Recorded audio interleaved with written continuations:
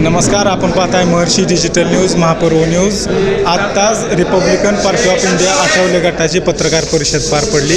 नेमके कोणत्या मुद्द्यासाठी यांनी पत्रकार परिषद घेतली? आपल्यासोबत आहेत नंदकुमार केंगरजी। काय सांगचाल, काय पत्रकार परिषद घेतली? पत्रकार परिषद घेण्याच्या पाठीमागचा उद्देश आहे या तालुक्याला कळावं की या तालुक्यातल्या आठवले साहेबांच्या नेतृत्वाखाली काम करणाऱ्या रिपब्लिकन पक्षानं येणाऱ्या जिल्हा परिषद पंचायत समितीच्या निवडणुकीमध्ये शरदचंद्रजी पवार राष्ट्रवादी काँग्रेसच्या तुतारीच्या पक्षाबरोबर आम्ही या ठिकाणी युती केलेली आहे। ही युती करत असताना महायुतीतले सगळे घटक पक्ष आम्ही एकत्र बसलो आणि आम्ही भूमिका ठरवली की या वेळेला आम्ही भाजपबरोबर न जाता या तुतारीच्या पक्षाबरोबर जायचं। यामध्ये एकनाथ शिंदेंची शिवसेना आहे, अजित पवारांचं घड्याळ आहे, आठवले साहेबांची रिपब्लिकन पक्ष आहे, शेतकरी संघटना आहे, असे 5 पक्ष एकत्र येऊन या ठिकाणी आम्ही ही निवडणूक लढतोय। ही बोला सगळे पक्ष आहेत, परंतु तुमचा जिल्हाध्यक्ष नाही। आमच्या जिल्हाध्यक्ष नाही याचं कारण असं आहे की आम्ही सगळी या तालुक्यातली सगळी मंडळी रिपब्लिकन पक्षाची ज्येष्ठ मंडळी या ठिकाणी आहे। आमचे जिल्हाध्यक्ष आणि 3 लोक या ठिकाणी त्या ठिकाणी आमच्याबरोबर नाहीत, ही गोष्ट खरी आहे, आम्ही ते या ठिकाणी नाकारू शकत नाही। परंतु वेळापूरला मिटिंग झाली रिपब्लिकन पक्षाची राजाभाऊ सरवदेंच्या उपस्थितीमध्ये जिल्हा अध्यक्षांच्या अध्यक्षतेखाली, आणि त्या मिटिंगमध्ये जिल्हा अध्यक्षांच्या अध्यक्षतेखाली झालेल्या मिटिंगमध्ये या ठिकाणी आमचं ठरलं, या ठिकाणी भारतीय जनता पार्टीनं आम्हाला कुठलाही न्याय दिलेला नाही, सत्तेतला वाटा दिलेला नाही। त्यामुळे कुठल्याही परिस्थितीत या ठिकाणी भाजपबरोबर न जाता जिंकण्याच्या प्रक्रियेमध्ये राहून जो पक्ष आपला कार्यकर्त्याला निवडून देण्याचा हक्काचा मतदारसंघ देऊन आपल्याला संधी देईल त्या पक्षाबरोबर जायचं, सगळे पर्याय खुले ठेवून जायचं ठरलेलं आहे। त्याप्रमाणे या तालुक्यातल्या सगळ्या RPIच्या कार्यकर्त्यांनी या ठिकाणी हा निर्णय घेतलेला आहे। कदाचित राम सातपुतेंच्या पैशापुढं या ठिकाणी आमचे जिल्ह्याचे अध्यक्ष शरण गेले असतील अशी शक्यता या ठिकाणी नाकारता येत नाही। त्यामुळे जिल्हा अध्यक्षांना सुद्धा या पत्रकार परिषदेच्या माध्यमातून आम्ही विनंती करतो की आपला तालुक्याचा अध्यक्ष मिलिंद सरतापे तरुण मुलगा आहे, पूर्ण वेळ काम करतोय। मिलिंद सरतापेंच्या पत्नीला हे तिकीट मिळालेलं आहे। आपला RPIचा कार्यकर्ता 100% जिल्हा परिषद सभागृहात जाणार आहे। जिल्हाध्यक्षाला सुद्धा मी हात जोडून नम्र विनंती करतो की त्यांनी ही भूमिका सोडून द्यावी, राम सातपुतेचा नाद सोडून द्यावा आणि जिंकण्याच्या प्रक्रियेत असलेल्या या निवडणुकीमध्ये आमच्याबरोबर यावं अशी आम्ही त्यांना नम्रपणे विनंती करतो। NK साळवे साहेब आहेत, काय सांगताल? विधानसभेला भाजपबरोबर, नगर परिषदेला राष्ट्रवादी काँग्रेसबरोबर, आता तुम्ही तुतारीबरोबर। आठवले साहेबांच्या आदेशाने अतिशय प्रामाणिकपणे या ठिकाणचा कार्यकर्ता काम करतो।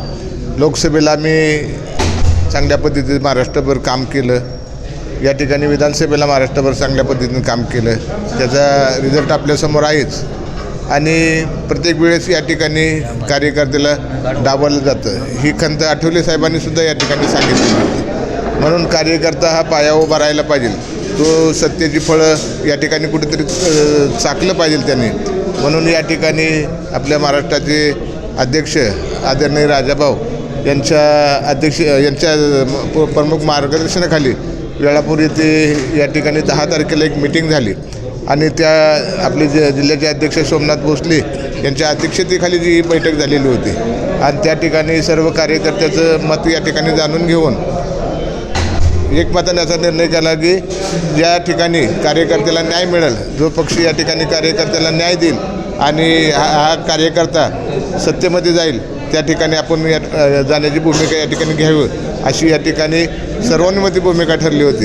त्यामुळे आज या ठिकाणी तालुक्याची सर्व रिपब्लिकन पक्षाचे कार्यकर्ते, ज्येष्ठ कार्यकर्ते यांनी ही भूमिका घेऊन या ठिकाणी मिलिंद सरतापे यांची उमेदवारी, त्यांच्या सुविधी पत्नीची उमेदवारी या ठिकाणी शरदचंद्र पवार पक्षाच्या तुतारीबरोबरला दिलेली आहे।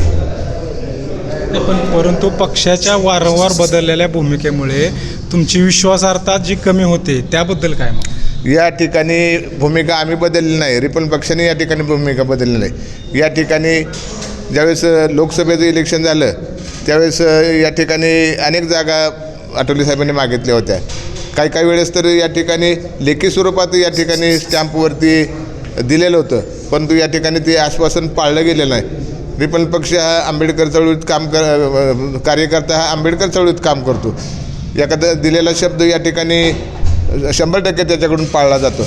परंतु सारखी जर फसवणूक होत असेल तर कार्यकर्ता हा उग्नी अवस्थेत जातो.